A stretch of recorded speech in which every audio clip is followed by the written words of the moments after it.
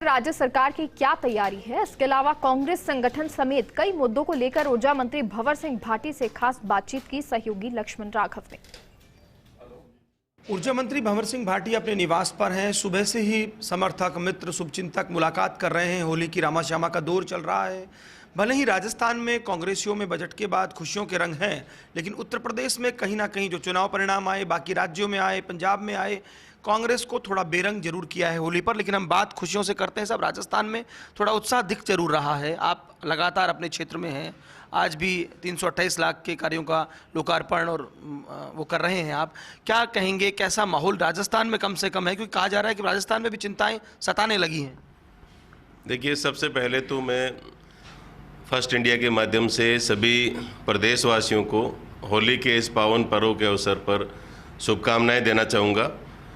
और जैसा आपने अभी बताया कि बजट की बात आपने की, राजस्थान में 2022 का जो बजट मुख्यमंत्री अशोक गहलोत जी ने पेश किया, इस बजट में हर वर्ग का ध्यान रखा गया है, हर क्षेत्र का ध्यान रखा गया है।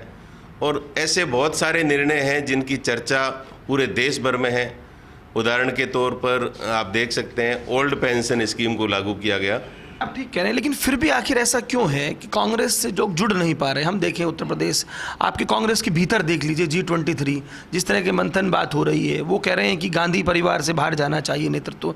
तो चूंकि भंवर सिंह भाटी भी सेकंड टाइम MLA हैं, लगातार सक्रिय हैं, क्या देख रहे हैं? क्या वास्तव में कोई ऐसा संकट है कि कांग्रेस में, या कहीं इंटरनल डेमोक्रेसी की बात होती है वो नहीं हो पा रही, उन लोगों को मौका नहीं मिल पा रहा जिन्हें मिलना चाहिए था? देखिए, ऐसा कुछ भी नहीं है।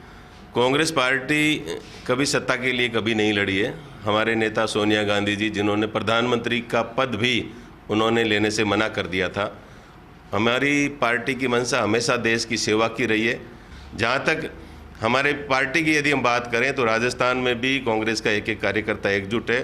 राहुल गांधी जी, प्रियंका गांधी जी 24 घंटे आम आदमी की लड़ाई लड़ रहे हैं। सोनिया गांधी जी का स्वास्थ्य और उम्र को देखते हुए भी वो लगातार कांग्रेस के कार्यकर्ताओं के संपर्क में है, और आम आदमी की कोई भी समस्या होती है तो वो सबसे पहले आगे आकर के खड़ी होती है। कांग्रेस पार्टी पूरी एकजुट है। G23 की जो बात आपने कही है, 23 या 27 जो भी हैं, तो ये लोग ऐसे लोग हैं जिन्होंने जीवन पर्यंत कांग्रेस पार्टी में विभिन्न पदों पर रहे। केंद्र में सरकार रही तो सभी लोग मंत्री के पदों पर लंबे समय तक रहे।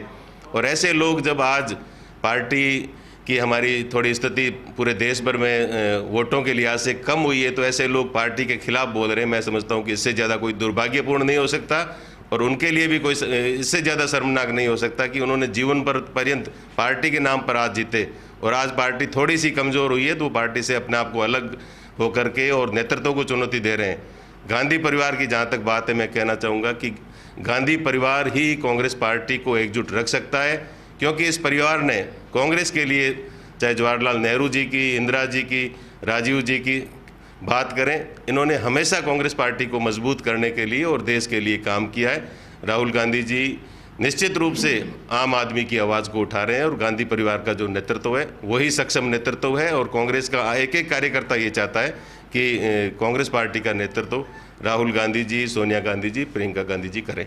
आपकी ऊर्जा पर आते हैं। ऊर्जा को लेकर, कोयले को लेकर आप दिल्ली भी 2-3 बार गए हैं। कुछ और एक नई योजनाओं पर काम हो रहा है, क्योंकि कुसुम योजना, इन पर तो बहुत सारी बात हो चुकी है। किसानों को राहत देने के लिए मुख्यमंत्री किसान मित्र योजना लेकर के आए। उसमें 5 लाख से ज़्यादा किसानों का बिजली का बिल शून्य हो गया है। ये क्रम यहीं नहीं रुका। अशोक गहलोत जी लगातार राजस्थान के लोगों को बिजली के क्षेत्र में ज़्यादा से ज़्यादा सुविधाएं देना चाहते हैं। तो राजस्थान का 2022 का जो बजट था, उसमें 100 यूनिट तक खर्च करने वाला हमारे प्रदेश का प्रत्येक कंज्यूमर, घरेलू उपभोक्ता है, उसको 100 में से 50 यूनिट फ्री देने का निर्णय हुआ है। कोयले की बात है, कोयले की उपलब्धता और कोयले की जो कमी है पूरे देश में, पूरी दुनिया में है। राजस्थान में भी निश्चित रूप से हमें इस कमी को हम महसूस भी कर रहे हैं, लेकिन हम इसके लिए प्रयास पूरी तरह से कर रहे हैं। केंद्रीय ऊर्जा मंत्री जी से हम मिले हैं, रेल मंत्री जी से हम मिले हैं, और हमने कोयला मंत्रालय से भी ये मांग की है कि राजस्थान को एक्स्ट्रा कोयला दिया जाए। अपने रेगुलर जो सप्लाई होती है उसके अलावा अतिरिक्त हमें कोयला आवंटन किया जाए, जिससे कि राजस्थान के किसानों को और आम आदमी को हम पूरा कोयला दे सकें। अतिरिक्त कोयला नहीं मिलता है तो आज की तारीख में क्या स्थिति है? क्या आपका जो स्टॉक है वो क्या बोलता है? देखिए स्टॉक अभी हमारे पास में निश्चित रूप से कम है, 3-4 दिन का स्टॉक है हमारे पास में, लेकिन हम लगातार इस प्रयास में है क्योंकि कोयले की रैक्स भी नहीं मिल पा रही, रेल मंत्रालय रैक्स उपलब्ध नहीं करवा पा रहा है। बहुत सारी ऐसे मुद्दे हैं जो केंद्र सरकार से संबंधित हैं और केंद्र सरकार प्रधानमंत्री जी से लेकर तमाम संबंधित मंत्रियों से मुख्यमंत्री जी भी बात कर चुके हैं और हम लगातार प्रयासरत हैं कि राजस्थान के लोगों को कोयला पर्याप्त मात्रा में मिले। लेकिन मैं इतना ज़रूर कहना चाहूँगा कि हम पूरी तरह से, हमारी इच्छा शक्ति है, हम ये चाहते हैं कि राजस्थान में चाहे हमें रेगुलर बाज़ार से, मार्केट से बिजली खरीदनी पड़े, लेकिन राजस्थान के उपभोक्ताओं को हमारा पूरा प्रयास रहेगा कि बिजली की किल्लत नहीं आने दें। हालांकि कोयला अंतर्राष्ट्रीय बाज़ार में भी महंगा हुआ है, काफ़ी महंगा हुआ है।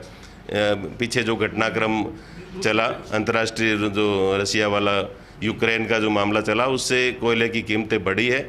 लेकिन पानी, बिजली, ये तमाम चीज़ें राजस्थान ही नहीं, हर सरकार की प्राथमिकता में होती है। तो मुख्यमंत्री जी लगातार पूरे मामले की मॉनिटरिंग कर रहे हैं और राजस्थान के लोगों को गुणवत्तापूर्ण और पर्याप्त बिजली मिले, इस दिशा में हम लगातार काम कर रहे हैं। कोलायत पर आते हैं, आप लगातार सक्रिय हैं, विनम्र हैं, पर फिर भी बात लगातार आ रही है कि कोलायत में जो है राजस्थान में जहाँ तीसरी शक्ति की संभावनाएं खंगाली जा रही, तो आपका विधानसभा क्षेत्र फोकस्ड हो रहा है अभी तक के उसमें, क्योंकि अब 3 साल होने को हो ही गए हैं, अभी कम समय बचा है आपके पास। अब तक के कार्यकाल में क्या उपलब्धियां रही और आखिर ऐसा क्यों है कि कोलायत में कुछ नाराजगियां भी हैं? देखिए, कोलायत विधानसभा क्षेत्र 35-40 सालों तक लगातार विकास के मामले में एक तरह से उपेक्षित रहा। पिछले 3 सालों की यदि हम बात करें तो राजस्थान में जितने किसी भी विधानसभा क्षेत्र में सर्वाधिक काम यदि हुए हैं तो उनमें कोलायत का नाम मैं कह सकता हूं कि सबसे आगे आएगा, आप यदि उसकी गणना करेंगे। 3 साल के कार्यकाल में 5 राजकीय गवर्नमेंट कॉलेज खुलना, राजस्थान के किसी भी विधानसभा में आप चले जाइए 5 कॉलेज नहीं मिलेंगे। हर बजट में सड़कों की घोषणा हो रही है, करीब 500 करोड़ से ज़्यादा की कोलायत विधानसभा क्षेत्र में नई सड़कें स्वीकृत हुई है।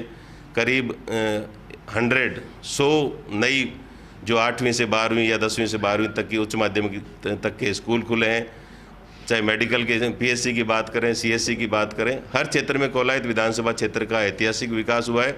इस बार कपिल सरोवर के विकास के लिए भी माननीय मुख्यमंत्री अशोक गहलोत जी ने 20 करोड़ रुपए का बजट देने की घोषणा की है। तो मैं समझता हूं कि कोलायत विधानसभा क्षेत्र में बहुत काम हुआ है और बीकानेर ही नहीं, राजस्थान में सबसे ज़्यादा बजट मिलने वाला जो विधानसभा क्षेत्र है वो कोलायत है। मैं पूरा प्रयास करता हूं लोगों के बीच में रहने की, लेकिन आम आदमी की, आम कार्यकर्ता की जो अपेक्षाएं हैं, हमेशा जहां मिलता ज़्यादा है तो वहाँ अपेक्षाएं भी ज़्यादा बढ़ती है। पहले कुछ डेवलपमेंट हुआ ही नहीं तो लोग उम्मीद भी नहीं रखते थे, अपेक्षाएं ज़्यादा हैं। और कोलायत के लोगों की, कोलायत मेरा परिवार है, मेरे परिवार के लोगों का, मैं परिवार का मुखिया होने के नाते उनकी उम्मीदों पर, उनकी अपेक्षाओं पर आने वाले 2 सालों में भी पूरी तरह से खरा उतरने का प्रयास करूंगा। मुझे नहीं लगता राजस्थान में कोई तीसरी शक्ति की संभावना है। राजस्थान में कांग्रेस पार्टी ने जो काम किया है, अशोक गहलोत जी के नेतृत्व में जो राजस्थान विकास के रास्ते पर बहुत तेज़ गति से आगे बढ़ रहा है। तीसरी शक्ति की बात आप छोड़िए, दूसरी शक्ति जिसको भारतीय जनता पार्टी को आप मानते हैं, वो भी खंड खंड है। उनके भी मुख्यमंत्री पद के दावेदार आधा दर्जन से ज़्यादा हो गए हैं। बीजेपी के जो पुराने नेता हैं उनको दरकिनार किया जा रहा है, नए लोग हैं जो मुख्यमंत्री पद की दौड़ में अपने आप को आगे बढ़ा रहे हैं।